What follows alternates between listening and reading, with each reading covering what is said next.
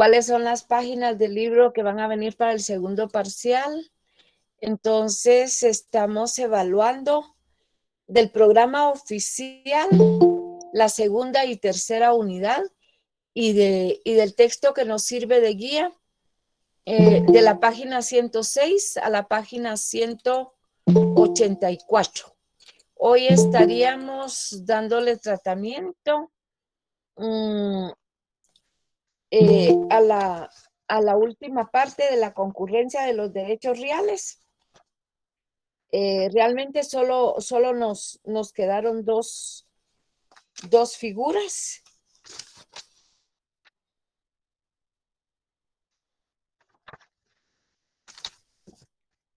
Una sería la enfiteusis y la otra sería el derecho de superficie.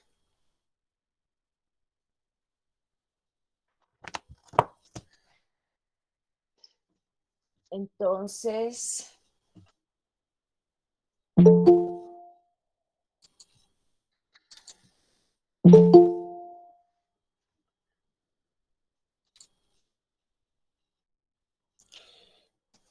la enfiteusis en el derecho romano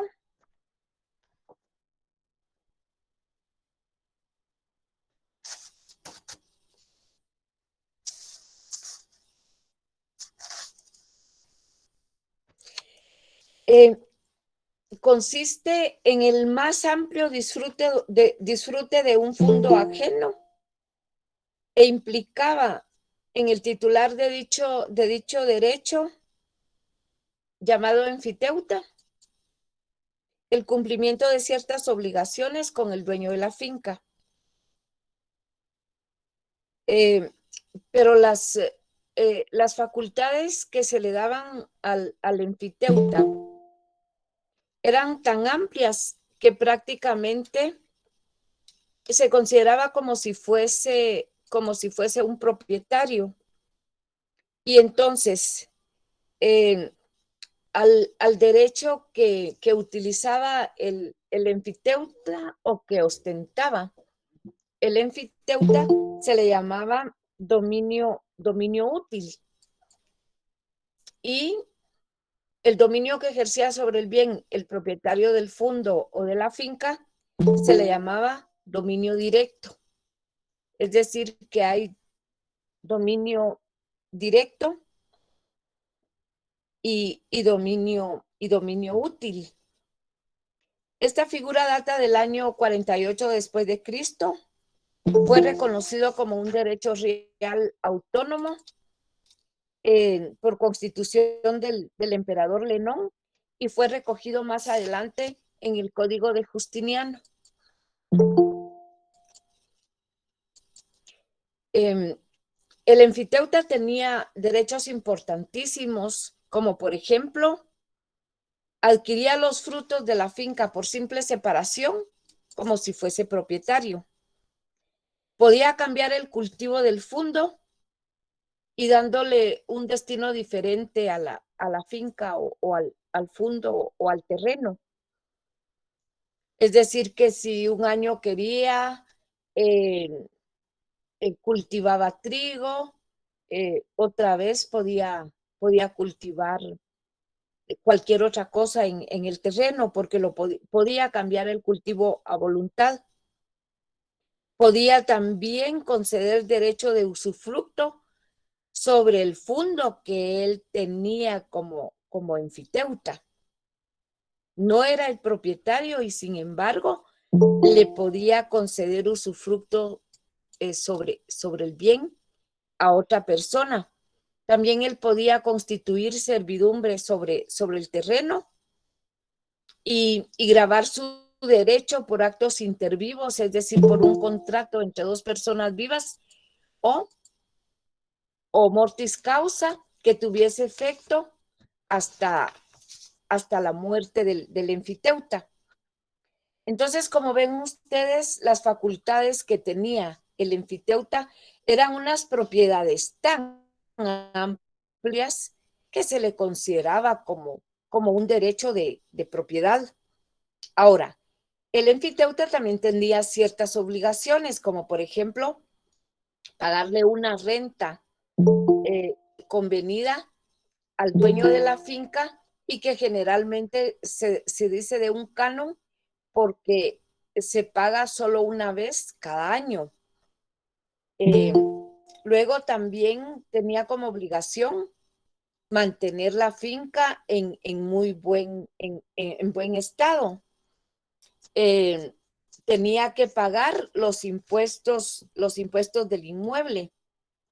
Y cuando iba a enajenar su derecho, que puede ser venderlo o imponerle algún gravamen, entonces tenía la obligación de notificárselo al propietario de la finca.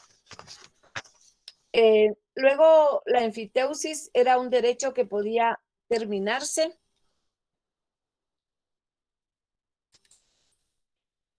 por incumplimiento de la obligación de la notificación en caso de enajenación.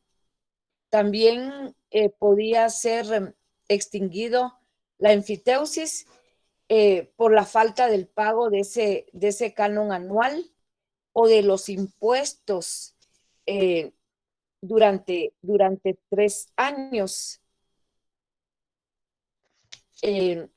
O, o cuando la entidad propietaria era una entidad eclesiástica, entonces no eran 3 años, sino que eran con solo 2 años que se le dejaran de pagar a la autoridad eclesiástica.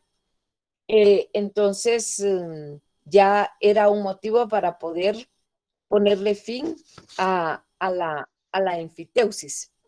Ahora, como les venía diciendo en un principio, que la enfiteusis es un derecho real en el derecho romano, muy parecido, muy semejante al derecho de propiedad por todas las facultades que tenía derecho el enfiteuta.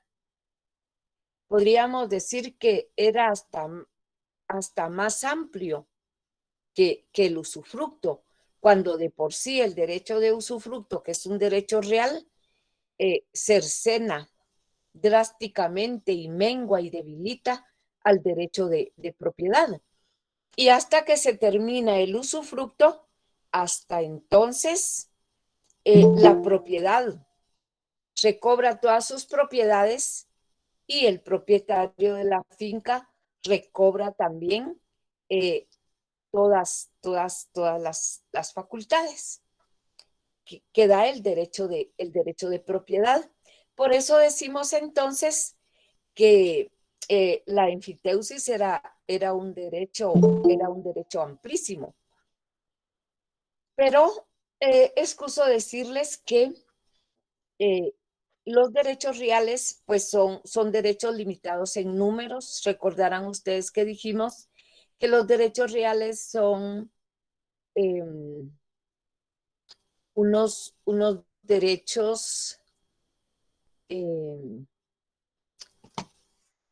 que se rigen por un numerus clausus, quiere decir que su número es cerrado, que los derechos reales son limitados, que normalmente están determinados en la ley y que no pasan de 10 títulos, de 10 clases de derechos reales.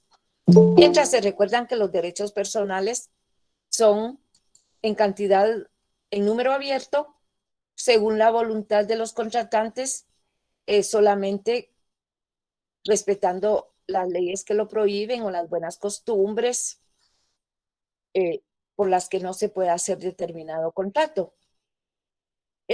Pero la enfiteusis es un derecho que actualmente no está contemplado en nuestro Código Civil, como les he venido señalando.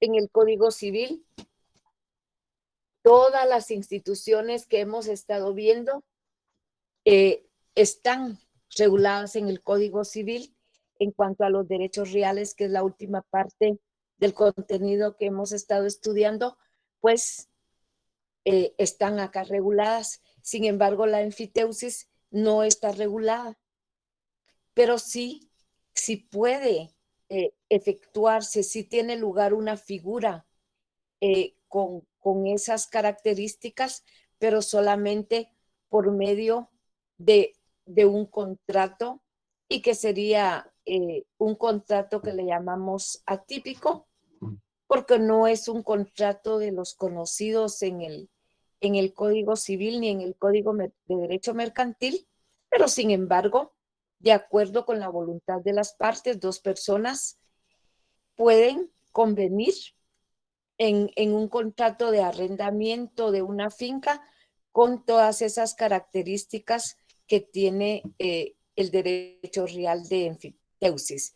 Entonces, es un derecho real que no existe ya en nuestra legislación bajo la denominación de derecho real, pero sí que se le puede dar una configuración igual mediante un contrato.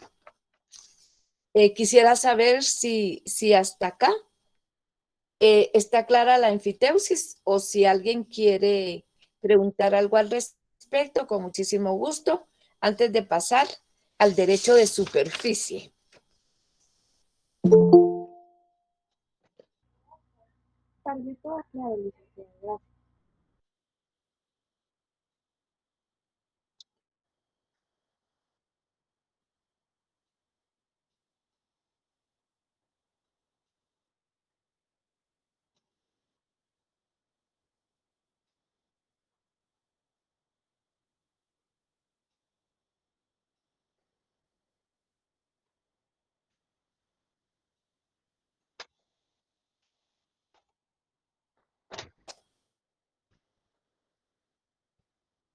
Yo creo que todo está bien, doctora, gracias. Bueno, muy bien, entonces estaríamos pasando al derecho de superficie. Eh, en su definición tenemos que también dentro del derecho romano es un derecho real que garantiza el pleno disfrute del edificio levantado en suelo ajeno. Ya en las clases anteriores, cuando vimos la accesión, vimos cómo si una persona levantaba en terreno ajeno, edificaba o sembraba en terreno ajeno, perdía lo edificado y perdía lo sembrado. Pero que en estos casos tenía que ver el tema de la buena fe o de la mala fe, y que si era sin el consentimiento del propietario de la finca, pues obviamente tenía esa sanción que era perder lo edificado o perder lo sembrado. Tan es así que yo les decía a ustedes eh, que, que en este caso encontrábamos que eh, el código civil tenía una igual regulación que la que tiene la legislación romana y que se sancionaba en el artículo 662 del Código Civil cuando una persona plantaba en terreno ajeno, pierde lo que en él haya sembrado a favor del dueño del predio.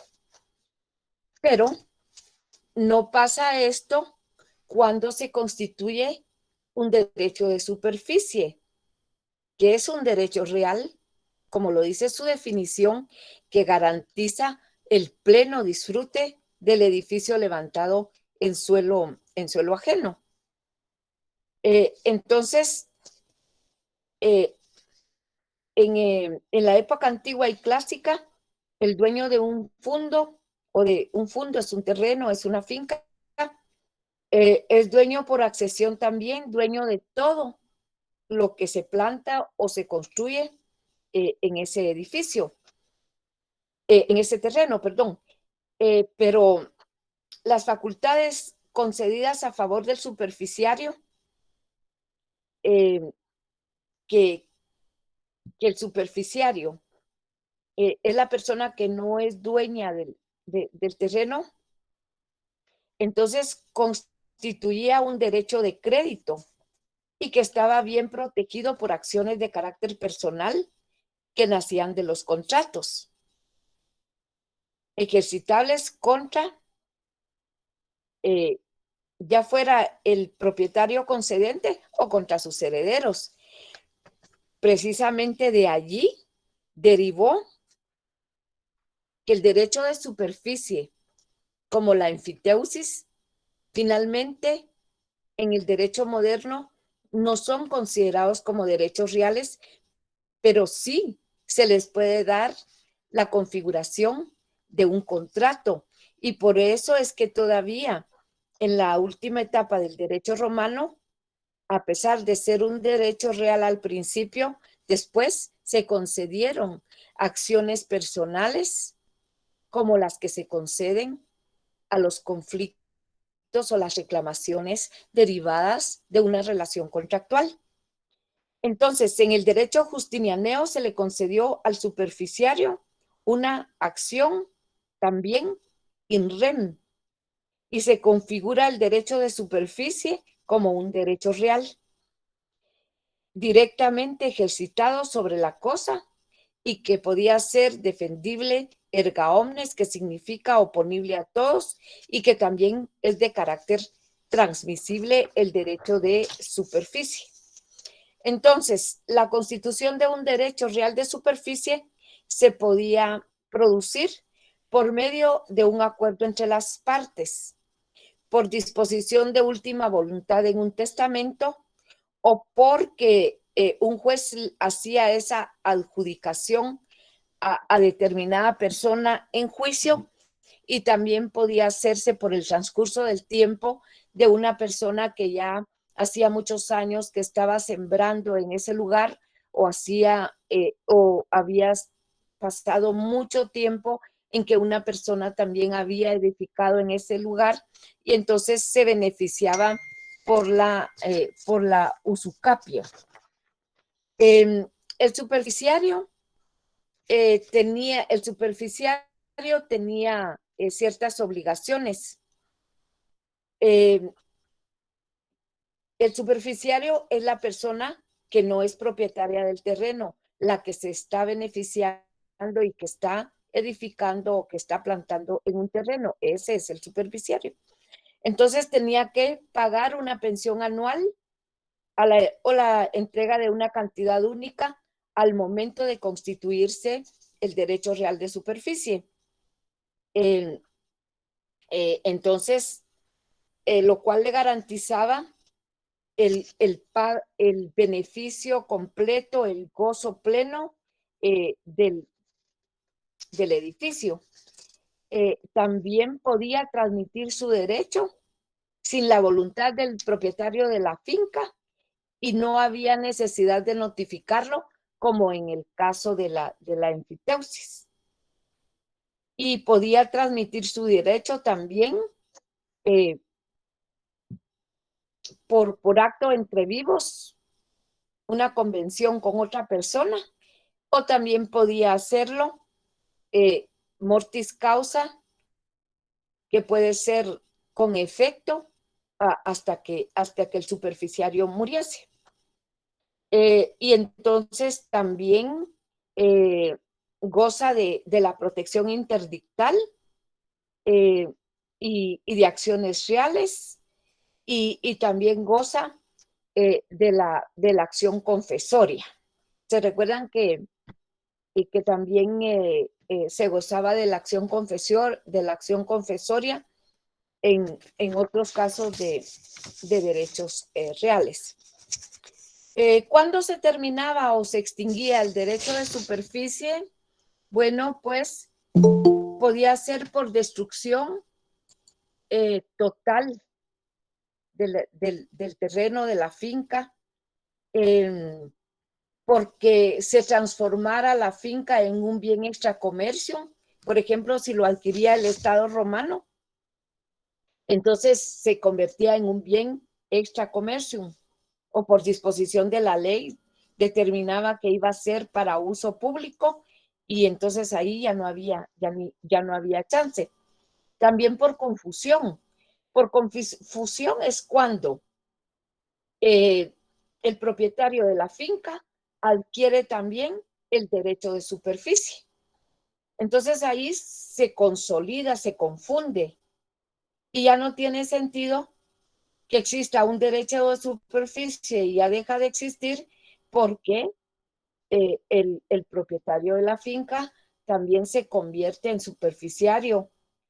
Y para que haya derecho de superficie tienen que haber dos sujetos personales, el propietario de la finca y el superficiario, que va a ser la otra persona que va a plantar o que va a edificar en terreno ajeno, pero bajo un convenio. Y también se termina o se extingue el derecho de superficie por el cumplimiento del plazo al que fue sujeto. Si el derecho de superficie había sido establecido por 10 años, pues cumplidos los 10 años, terminaba el derecho de superficie y el propietario del bien entonces recobraba todas las facultades, todos los derechos que tenía como titular propietario de determinado bien. Con este tema estaríamos terminando la concurrencia de derechos reales. Con este tema estaríamos concluyendo el tema general de los derechos reales, personales, cosas y bienes. Y con ello también estaríamos terminando el contenido o la dosificación que tuvimos a bien planificar en la sesión de coordinación para el segundo examen parcial. Entonces, si tienen preguntas o comentarios, pues podemos hacerlo, pueden hacerlo y con muchísimo gusto ya saben que aquí estoy para ello.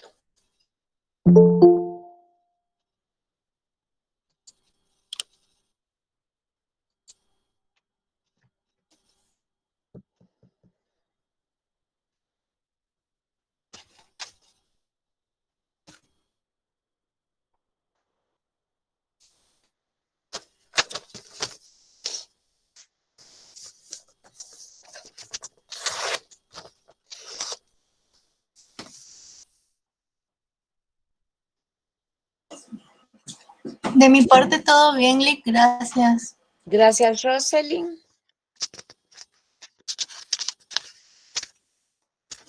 Estoy trabajando en la concurrencia de derechos reales. Quiero mandarles otra presentación Power. Y entonces, en cuanto yo la tenga lista, se las mando.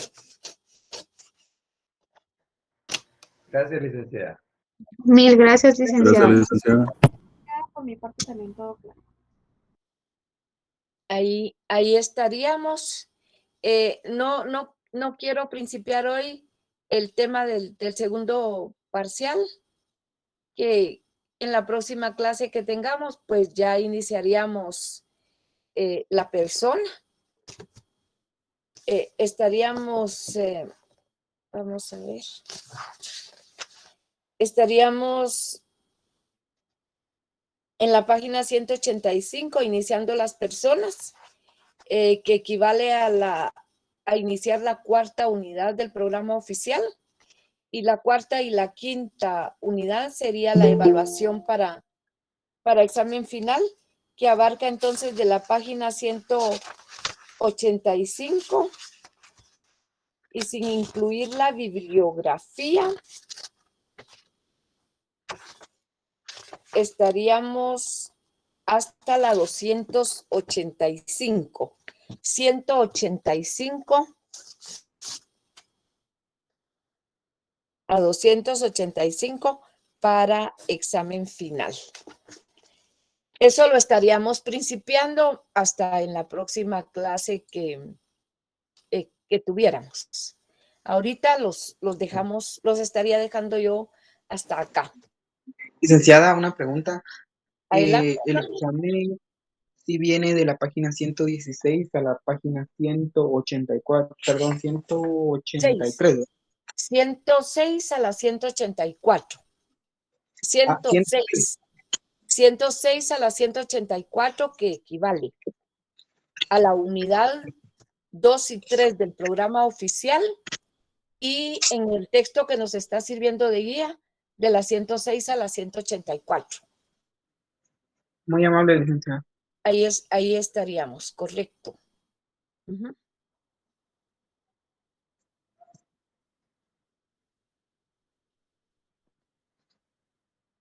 Feliz noche, Ligda. Feliz noche, entonces. No hay preguntas, no hay, entonces nos podríamos quedar hasta hoy, hasta aquí, por hoy. Feliz noche, licenciada. Les deseo Buenas noches. Buenas noches. feliz noche, adiós. Buenas noches, licenciada. Muchas gracias. Feliz noche, Lick. Feliz noche. Estudiar duro, Noche. adiós. Feliz